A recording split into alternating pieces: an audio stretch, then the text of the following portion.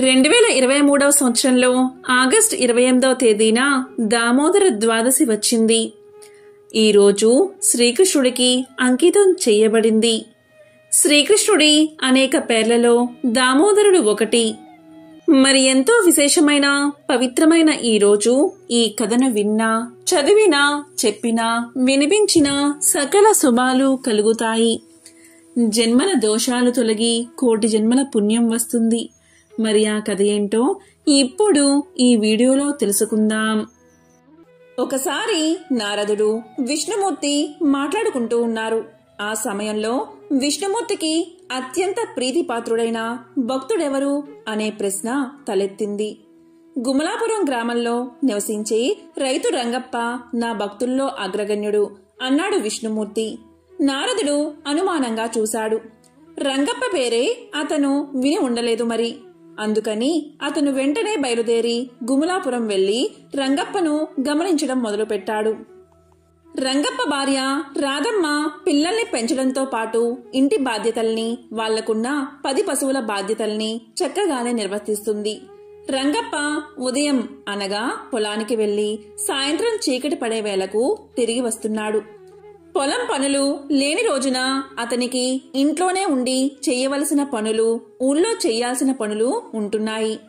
వీటన్నిటి మధ్య అతను దేవుణ్ణి రోజు ఒక 20 నిమిషాల పాటు తలుచుకుంటున్నాడు. రోజు స్నానం చేసిన తర్వాత ఇంట్లోని దేవుడి గూడు ముందు నిలబడి రాముడి పటానికి, కృష్ణుడి పటానికి పూజ చేస్తున్నాడు. ఇదంతా గమనించిన నారదుడికి రంగప్పలో ప్రత్యేకత ఏముందో అర్థం కాలేదు. అతను చేసే సాధారణ పూజలో ఏం గొప్పతనముంది? దానికి అంత మెచ్చుకోలు దేనికి? రంగప్పలో ప్రత్యేకత ఏమీ లేదు. నారదుడు వెనక్కుపోయి విష్ణువుకు ఇదే చెప్పాడు. అలా కాదు, రంగప్ప రోజంతా పనిలో మునిగి ఉంటాడు. పైపెచ్చు జీవననావను బాధ్యతతో నడుపుతూ సంసారపు ఆటుపోట్లన్నిటినీ ఎలాగూ అతను భరిస్తున్నాడు. అయినా కూడా అతను తన పూజను ఏనాడూ మరవడు. పరిపూర్ణమైన భక్తితో, ఏకాగ్ర చిత్తంతో ప్రతిరోజు పూజ చేస్తాడు. అది కొంచెం సేపైతే మాత్రమేమిటి, అతని కంటే తక్కువ పని ఉండే జనాలు కూడా అతనిచ్చేపాటి సమయాన్ని ఇవ్వరు ఆత్మశుద్ధికి అన్నాడు విష్ణుమూర్తి. అయినా నారదుడికి ఆ సమాధానం తృప్తినివ్వలేదు. అప్పుడు విష్ణువు స్వయంగా అనుభవిస్తే తప్ప ఇలాంటివన్నీ సరిగ్గా అర్థం కావు. ఏదో ఒకనాడు నీకా అనుభూతి తప్పక కలుగుతుంది అన్నాడు నవ్వుతూ. తర్వాత నారదుడు భూసంచారానికి బయలుదేరాడు. అక్కడ ఆయనకు ఒక అందమైన యువతి కనబడింది.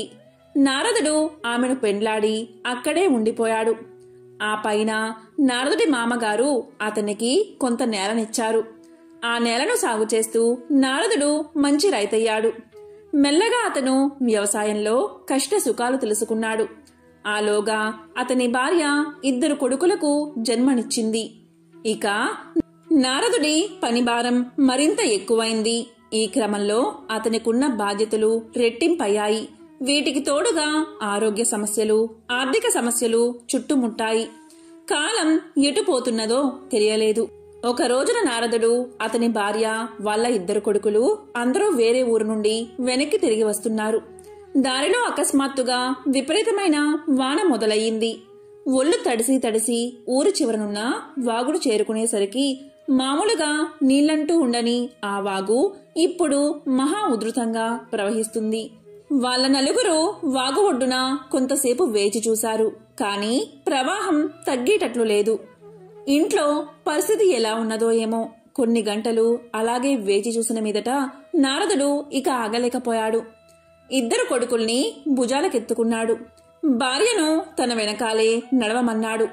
జాగ్రత్తగా వాగులోకి దిగి నడవడం మొదలుపెట్టాడు. ఇంకా వాగు నడుమకు చేరుకున్నాడో లేదో కాళ్లకు ఏదో చుట్టుకున్నట్లయి బోర్లా పడిపోయాడు. పిల్లలిద్దరూ క్షణకాలంలో కనుమరుగయ్యారు. నీళ్లలో పడి కొట్టుకుపోయారు. అదే సమయంలో పట్టు తప్పిన సుధ జారి నీళ్లలో పడింది. నారదుడు అరుస్తూ చెయ్యి అందించేలోగా ఆమె కూడా ప్రవాహంలో కొట్టుకుపోయింది. నారదుడొక్కడే అతి కష్టం మీద ఒడ్డు చేరుకోగలిగాడు. దుఃఖంతో, నిస్పృహతో అతని గుండెలు అవసిపోయాయి. అయ్యో భగవంతుడా, ఏమిటి విపరీతం అని బిగ్గరగా ఏడ్చాడు. ఆ క్షణంలో విష్ణు ప్రత్యక్షమై నారదుణ్ణి తట్టి లేపాడు. మాయకులోనై తాను సంసార సాగరంలో ఎలా ఈదులాడింది గుర్తుకు వచ్చి ఒక్కసారిగా సిగ్గుపడ్డాడు నారదుడు. ఆ వలయంలో చిక్కుకుని తను ఒక్కసారి కూడా భగవంతుణ్ణి స్మరించలేదని కూడా గుర్తుకు వచ్చింది నారదుడికి. రంగప్ప నిజంగానే గొప్ప భక్తుడు అని అట్లా అనుభవపూర్వకంగా గ్రహించిన నారదుడు సంశయరహితుడై విష్ణుమూర్తి ముందు సాగిలపడ్డాడు. విష్ణుమూర్తి అంటే శ్రీకృష్ణుడి మరొక పేరే దామోదరుడు. ఆ పేరు ఎలా వచ్చింది అంటే, ఒకరోజు కృష్ణుడు మజ్జిగ చిలుకుతున్న యశోదాదేవి వద్దకు వెళ్లి ఆకలేస్తుందని చెప్తాడు.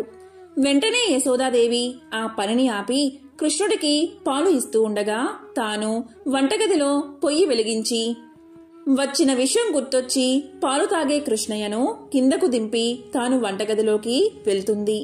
తనను పాలు తాగనీయకుండా తన పని చూసుకోవడానికి వెళ్లిన యశోద పైన కృష్ణుడు కోపగించుకుని అక్కడ ఉన్న వెన్న కుండను పగలగొట్టి ఒక రోలు మీద కూర్చుని తినసాగాడు.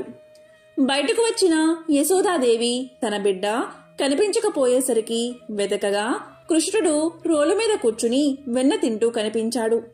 అప్పుడు యశోదాదేవి కృష్ణుణ్ణి మందలిస్తూ ఒక కర్ర తీసుకుని తన వెంట పరిగెత్తుతూ కృష్ణుణ్ణి పట్టుకుని అక్కడ ఉన్న రోలుని కృష్ణుడి పొట్టకు ఒక తాడుతో కట్టసాగింది. ఎంత ప్రయత్నించినా కూడా ఆ తాడు కృష్ణుడి ఉదరానికి తక్కువైంది. తన తల్లి తన్ను బంధించడానికి పడే కష్టాన్ని చూడలేని కన్నయ్య తన తల్లి తన వల్ల బాధపడకూడదని ఆ తాడు తన పొట్టకు సరిపోయేలాగా చేసుకుని కట్టించుకుంటాడు. ఇలా తన తల్లిపైన ఉన్న ప్రేమతో కృష్ణుడు ఆ దామము అంటే తాడుతో ఉదరానికి కట్టించుకున్నాడు. కాబట్టి కృష్ణుడికి దామోదరుడు అనే పేరు వచ్చింది. ఆ విధంగా తల్లి కట్టిన రోలుతో కృష్ణుడు ఆడుకుంటూ ఉండగా తన ఉద్యానవనంలో ఉన్న 2 చెట్ల మధ్యలో ఆ రోలు ఇరుక్కుపోయింది. ఆ రోలును కృష్ణుడు బలవంతంగా లాగడంతో చెట్లు 2 వేర్లతో సహా పెకలించుకుని పడిపోయి శాప విముక్తిని పొందాయి. ఇంతకీ శాప విమోచనం కలిగిన వారు ఎవరంటే కుబేరుని కుమారులు నల కుబేర మణిభద్రలు. రాజభోగాలు అనుభవిస్తూ కొలనులో మద్యాన్ని సేవిస్తూ స్నానమాచరిస్తూ ఉండగా అటుగా వెళ్తున్న నారద మునివర్యులని పట్టించుకోకపోవడంతో మద్ది చెట్టు కమ్మని శాపానికి గురైనట్లు నలకుబేర మణిభద్రలు చెప్తారు. అయితే క్షమాభిక్ష కోరడంతో కృష్ణుడైన మీతో శాప విముక్తి జరుగుతుందని చెప్పినట్లు వివరిస్తారు. ఇలా అర్జున చెట్లుగా ఉన్న తమకు విముక్తిని ప్రసాదించి తమను దీవించారని కృష్ణ భగవాన్ని ఉద్దేశించి దామోదరాష్టకాన్ని ఇలా పాడసాగారు. నమామీశ్వరం సచ్చిదానంద రూపం లసత్కుండలం గోకులే భ్రాజమానం అంటూ దామోదరాష్టకాన్ని పఠించారు కుబేరుని కుమారులు. ఎవరైతే శ్రీకృష్ణుణ్ణి పూజించి నేతితో దీపాన్ని వెలిగించి దామోదరాష్టకాన్ని చదువుతారో వారికి ఉన్న బాధలు పాపాలు తీరిపోతాయని తీరుస్తామని కృష్ణుడి కృప ఆ భక్తులకు ఎప్పటికీ ఉంటుందని కుబేరుని కుమారులైన నలకుబేర మణిభద్రలు వరాన్ని ఇచ్చారు. అందుకే శ్రీకృష్ణుడికి దామోదరుడు అనే పేరు వచ్చింది. ఒకసారి బ్రహ్మదేవుడు కర్దమ ప్రజాపతితో ఇలా చెప్పాడు. నాయనా కుమారా, నీవు వివాహం చేసుకుని ఒక ఇంటివాడైతే చాలా బాగుంటుంది అన్నాడు. అప్పుడు కర్దముడు పుష్కర తీర్థానికి వెళ్లి 10,000 సంవత్సరాలు శ్రీమన్నారాయణుడి పేరు జపిస్తూ తపస్సు చేయసాగాడు.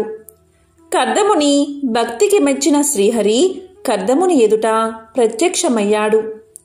అప్పుడు శ్రీహరి ఇలా పలికాడు.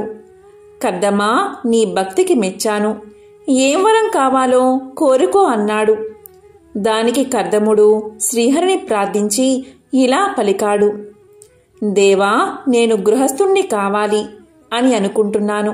నాకు ఒక లక్షణమైన గుణవంతురాలు అయిన యువతిని భార్యగా ప్రసాదించు అని కోరాడు.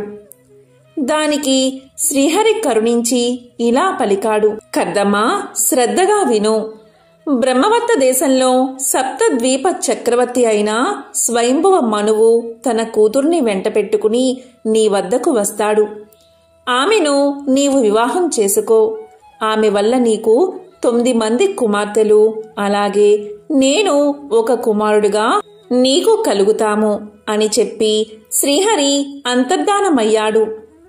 మరుసటి రోజు శ్రీహరి చెప్పినట్లుగాని స్వయంభువ మనువు, అతని భార్య శతరూప, వారి కుమార్తె దేవహుతితో సహా కర్దముని వద్దకు వచ్చారు. అప్పుడు మనువు కర్దమునితో ఇలా చెప్పాడు: నా కుమార్తె అయిన దేవహుతి మీ గురించి నారదుని ద్వారా విని మీపై ప్రేమ పెంచుకుంది. మీరు తప్పనిసరిగా నా కుమార్తెను వివాహం చేసుకోవాలి అన్నాడు. దానికి కర్దముడు ఇలా పలికాడు: సార్వభౌమ, నేను మీ కుమార్తెను పెళ్లి చేసుకుంటాను. కాని మీ కుమార్తె సంతానవతి కాగాని విడిచి వెళ్ళిపోతాను అన్నాడు. అందుకు స్వయంభువ మనువు శతరూపలు తమ కుమార్తె అంగీకారంతో కర్దమునికి దేవహుతిని ఇచ్చి వివాహం జరిపించారు. అప్పుడు స్వయంభువ మనువు కుమార్తెకు, అల్లుడికి వివిధ రకాల కానుకలు ఇచ్చి తన భార్య అయిన శతరూపతో తన రాజ్యానికి తిరిగి వెళ్ళిపోయాడు. నవ దంపతులు అయిన కర్దముడు, దేవహుతి ఎంతో సంతోషంగా ఉండేవారు. కర్దముడు చెప్పగా దేవహుతి బిందు సరోవరంలో స్నానం చేసింది. అప్పుడు దేవకన్యలు వచ్చి ఆమెకు స్నానం చేయించి అలంకరించారు.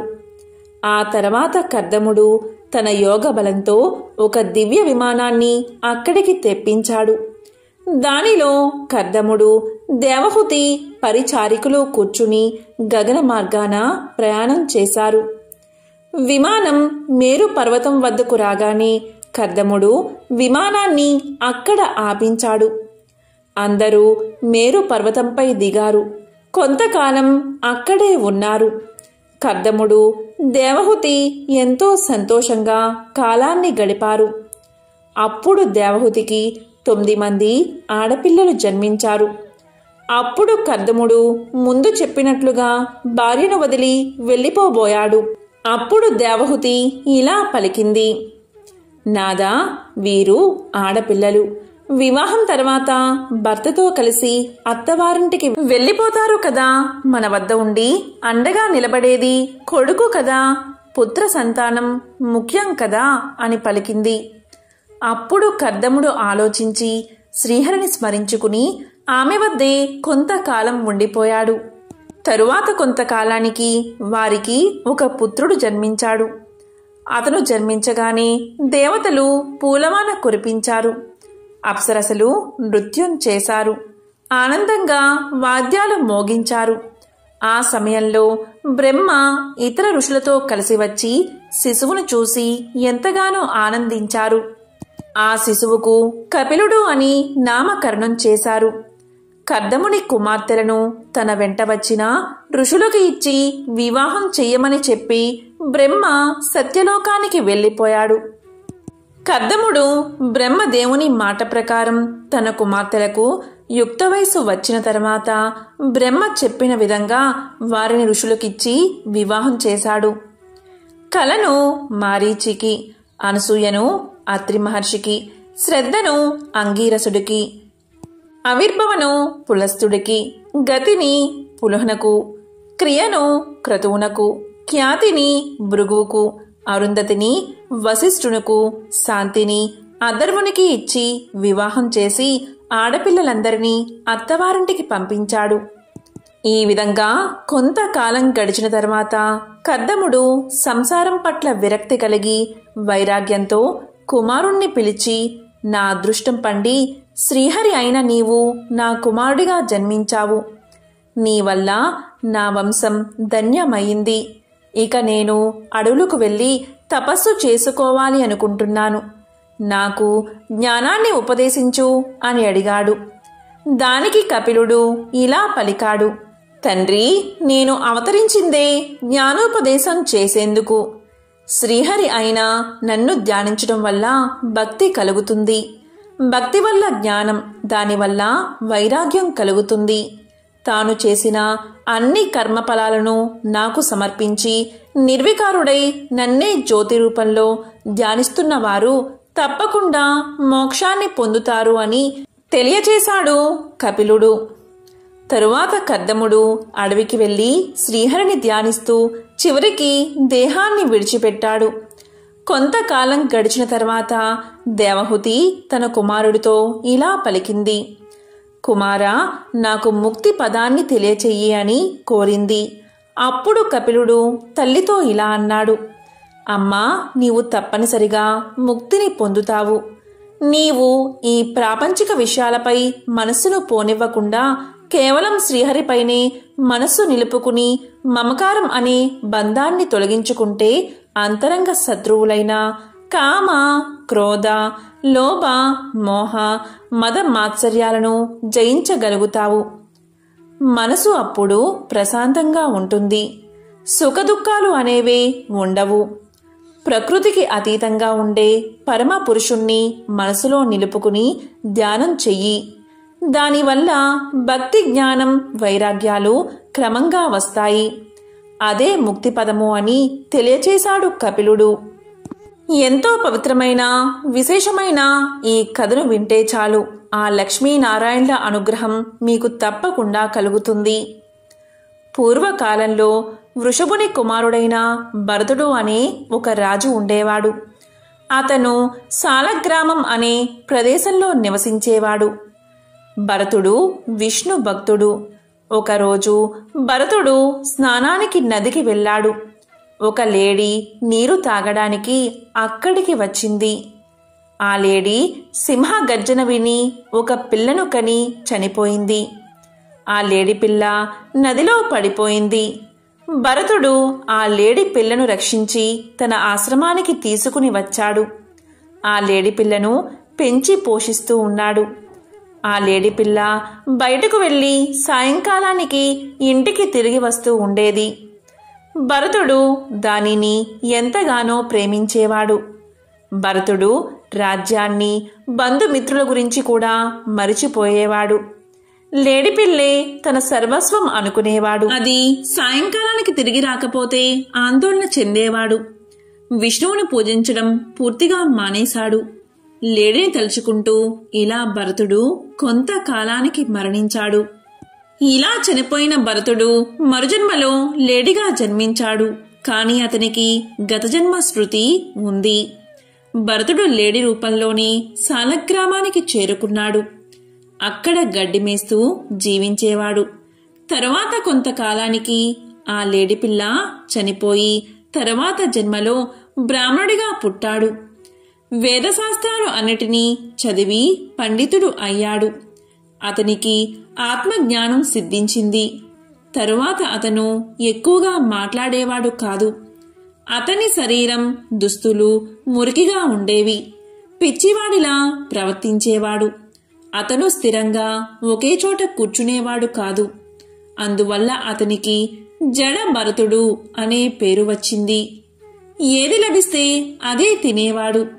అతని తండ్రి మరణించిన తర్వాత మిగిలిన బంధువులు అతనికి సరిగ్గా భోజనం కూడా పెట్టేవారు కాదు. అతను బలంగా ఉండడం వల్ల అతన్ని పొలం పనులు చేయడానికి ఉపయోగించుకునేవారు.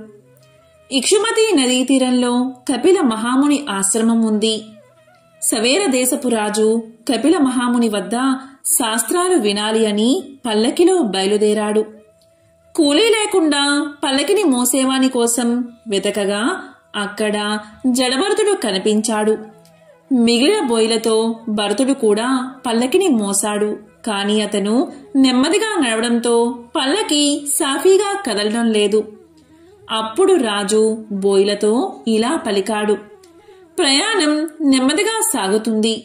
పైగా పల్లకిని సరిగ్గా పట్టుకోలేకపోతున్నారు. నేను అటూ ఇటూ ఉరిగిపోతున్నాను. ఈరోజు ఎందుకు ఇలా జరుగుతుంది అని అడిగాడు రాజు. అందుకు బోయలు దానికి కారణం కొత్తగా వచ్చిన జడ భరతుడు అని చెప్పారు. అప్పుడు రాజు భరతుడిని చూసి ఇలా అన్నాడు. నీవు చూడడానికి చాలా బలంగా ఉన్నావు. కాని పల్లకిని కొద్ది దూరం మొయ్యగానే అలసిపోతున్నావు. దానికి కారణమేమిటి అని అడిగాడు. దానికి సమాధానంగా భరతుడు ఇలా చెప్పాడు. నేను మీ పల్లకిని మోయడం ఏమిటి, నేను అలసిపోవడమేమిటి? మీ ప్రశ్నలే నాకు ఆశ్చర్యాన్ని కలిగిస్తున్నాయి అన్నాడు. ఆ సమాధానానికి రాజు ఆశ్చర్యపోతూ, అదేమిటి, నీవు నా పల్లకిని మోస్తూనే ఉన్నావు కదా, బహుశా నీకు బరువులు మోసే అలవాటు లేకపోవడం వల్ల తొందరగా అలసిపోతున్నట్టున్నావు అని పలికాడు.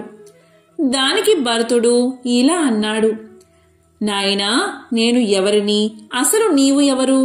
నీవు కేవలం నా శరీరాన్ని మాత్రమే చూస్తున్నావు. అలాగే నీవు నీ శరీరాన్ని మాత్రమే చూస్తున్నావు, కానీ నేను నా శరీరాన్ని కాదు. అలాగే నీవు కూడా నీ శరీరానివి కాదు. నిజానికి మనం ఆత్మలం. నా ఆత్మ నీ పల్లకిని మోయడం లేదు, అది అలసిపోలేదు అన్నాడు. ఆ సమాధానం విన్న రాజుకు భరతుడు ఒక జ్ఞాని అని అర్థమైంది. అతను వెంటనే పల్లకి దిగి భరతుడి పాదాల మీద పడి, స్వామి, మీరు సామాన్యులు కాదు, మీరు ఆత్మజ్ఞానులు. మీ చేత నా పల్లకిని మోయించినందుకు నన్ను క్షమించండి. నన్ను అనుగ్రహించి నాకు జ్ఞానాన్ని ప్రసాదించండి అని వేడుకున్నాడు.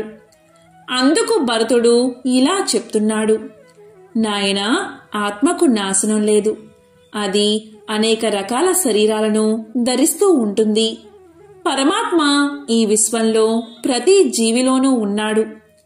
జీవాత్మ పరమాత్మకు భేదం లేదు. అవి వేరువేరు అని భావించడమే మాయ అంటూ రాజుకు ఆత్మజ్ఞానాన్ని బోధించాడు. ఇదే ఎంతో విశేషమైన జడ భరతుని కథ. పూర్వకాలంలో అజామిరుడు అనే బ్రాహ్మణుడు ఉండేవాడు. అతడు చిన్నప్పటి నుంచి చక్కని క్రమశిక్షణతో సాంప్రదాయాలు పాటిస్తూ పెరిగాడు. వేదాలను చదివేవాడు, మంచి పనులు చేసేవాడు, పెద్దలను గురువులను పూజించేవాడు, అందరినీ సమానంగా చూసేవాడు. ఒకరోజు అతని తండ్రి అడవులకు పంపించాడు. దర్భలు సేకరిస్తున్న అజామిలుడు అడవిలో ఒక శూద్ర స్త్రీ మరొక స్త్రీతో ఉండడాన్ని చూశాడు. అతని మనసు ఆ శూద్ర స్త్రీపై మరలిపోయింది. సుగుణవతి అయిన భార్యను వదిలి అజామిలుడు ఆ శూద్ర స్త్రీని చేరదీశాడు. ఈ విధంగా అజామిలుడు కులం తప్పి తాగుడుకు బానిసయ్యాడు. మాంసాన్ని తింటున్నాడు. కులాచారాలు పక్కన పెట్టి నీచమైన పనులు చేయసాగాడు. అతనికి ఆ శూద్ర స్త్రీకి 10 మంది కొడుకులు కలిగారు. అనేక సంవత్సరాలు సుఖభోగాలు అనుభవించాడు. అజామిలుడికి దాదాపు 90 సంవత్సరాల వయసు రాబోతుంది. అతని ఒంట్లోని శక్తి అంతా తగ్గిపోయింది. అజామిలుడు చివరి కొడుకు పేరు నారాయణుడు. నారాయణుడు అంటే అజామిలుడికి ఎంత ఇష్టమో. అతను నారాయణుడితోనే ఎక్కువ కాలం గడిపేవాడు. ఈ విధంగా కొంతకాలం గడిచిన తర్వాత మరణ సమయం ఆసన్నమైంది. ఆ సమయానికి యమభటులు ఆయుధాలు ధరించి వచ్చారు. వారిని చూడగానే అజామిలుడు భయపడి తన ముద్దుల కొడుకు అయిన నారాయణుణ్ణి నారాయణ, నారాయణ, నారాయణ అంటూ పెద్దగా 3 సార్లు పిలిచి ప్రాణాన్ని వదిలిపెట్టాడు. యమభటులు అతని ప్రేత శరీరాన్ని బంధించి నరకలోకానికి తీసుకుపోబోయారు. అప్పుడు అక్కడికి విష్ణుభటులు వచ్చారు. వారిని చూసి యమదూతలు ఆశ్చర్యపోయి, విష్ణుదూతలారా, మీరు ఇక్కడికి ఎందుకు వచ్చారు అని అడగగా, విష్ణుదూతలు విష్ణువు ఆజ్ఞ మేరకు అజామిలుడి జీవాన్ని తీసుకుని వెళ్లేందుకే మేము ఇక్కడికి వచ్చాము అన్నారు. దానికి యమభటులు ఇలా పలికారు, ఏమిటి, ఈ పాపాత్ముడి జీవాన్ని వైకుంఠానికి తీసుకువెళ్తారా? వీడు చేసిన పాపాలకు రౌరవాది నరకాలైన 21 నరకాల్లో వేసిన 1000 బ్రహ్మకల్పాలు నరకాన్ని అనుభవించినా వీడి పాపం తొలగిపోదు అన్నారు. అప్పుడు విష్ణుభటులు ఇలా పలికారు, ఓ యమభటులారా, వీడు ఎంత పాపాత్ముడైనా చివరి దశలో అవసాన కాలంలో 3 సార్లు నారాయణ నామాన్ని జపించాడు. దానివల్ల అతని పాపాలన్నీ తొలగిపోయాయి. ఎవరైతే మరణ సమయంలో నారాయణ అని తెలిసి కాని తెలియక కాని ఉచ్చరిస్తారో వారు చేసిన బ్రహ్మహత్య పాతకాలు తొలగిపోతాయి. ఇతని కొడుకు పేరు నారాయణ. అందువల్ల ఇతను మరణించే సమయంలో నారాయణ అని పిలిచాడు. కనుక మోక్షం పొందేందుకు అర్హుడయ్యాడు అన్నారు. అప్పుడు యమభటులు అజామిరుణ్ణి వదిలిపెట్టి విష్ణుభటులకు నమస్కారం చేసి యమలోకానికి వెళ్ళిపోయారు.